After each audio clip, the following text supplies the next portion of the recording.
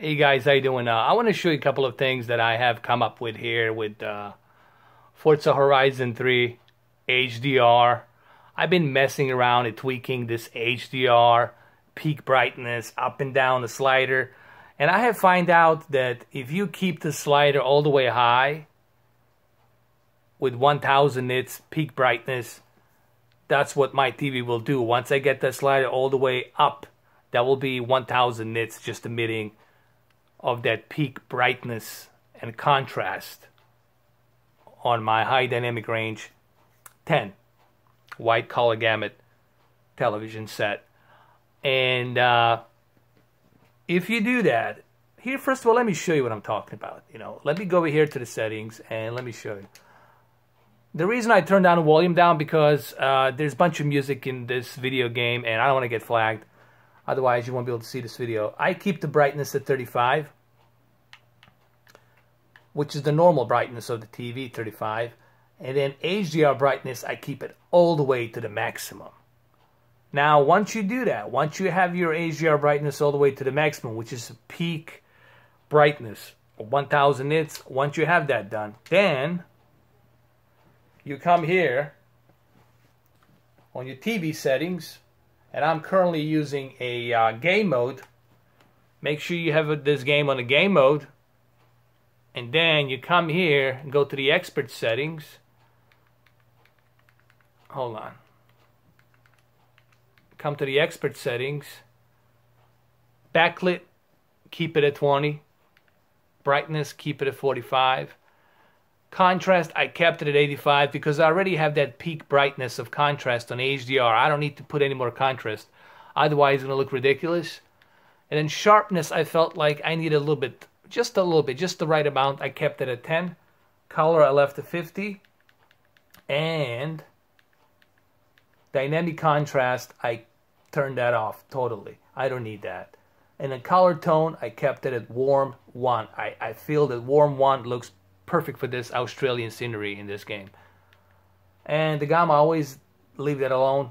Color space, I kept it at their native color space. I don't mess with that. And that's it. And it seems to me to look much better for this HDR Xbox One S game.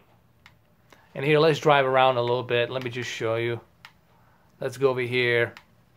I'm gonna do some drone mode scenery here. I think the drone mode scenery is the best way to experience HDR. And even here, you can see it a little bit. Like you see those clouds, they look more natural and vibrant. And that's what you want. See, that's what I'm talking about, like right here. That's what HDR will do. We'll keep these clouds like the dark deep blue and then light sky blue over here, overshadowing the dark cloud. And that's what, like see, like right here on that hill, that's what HDR will do for you. Let me whip out my drone mode because I think drone mode is the best way to experience this. Here, you see these clouds, and that's what you want, man. See how these they're so deep and dark blue, and here it's very bright natural white with the other dark clouds here. It looks so natural. It looks almost as if I am positioning my camera outside and dark clouds are coming in. The rain's coming in. Like you can clearly see these dark clouds forming up. That's what HDR 1000 nits will do for you. It's going to give you that natural feel and look of a video game. And that's why, to me personally, Forza Horizon 3 is the best HDR game you can get for Xbox One S. If you're going to buy an Xbox One S and a 4K HDR TV, make sure you get Forza Horizon 3. Actually, there's 2 games you should definitely get. Forza Horizon 3 and Gears of War 4, but I highly recommend that you get Forza Horizon 3. It's the best HDR demo that you can get. See, now everything's cloudy, naturally cloudy. And that's what you want in this game. By the way, I'm recording this in 1440p. You see, when I move up, you see how everything is dark down at the bottom because the dark clouds are overshadowing the sun. Now, if I move over here, then I get plenty of that light over here, because here there's no clouds. Here it's a bit clear. You see, right here it's a bit clear, so there's more natural light emitting there. Granted, you guys cannot see this, but trust me when I tell you, this looks gazillion, bazillion times better on my TV in person than it is for me to show it to you via my camera, because my camera cannot capture this. It's impossible for my camera to capture the HDR. I'm just kind of doing a commentary and using my finger to pinpoint certain things, like this dark cloud here. See how it's deep dark here, and then vibrant sky blue here, and that's what HDR does, and it does it really well. See, these dark clouds are moving in, and everything's dark over here because of these dark clouds moving in, overshadowing the sun. And that's what makes it so natural. See, like right here, the sun is trying to shine through, and the reason you see the sun so good here is because of that 1000 nits emitting.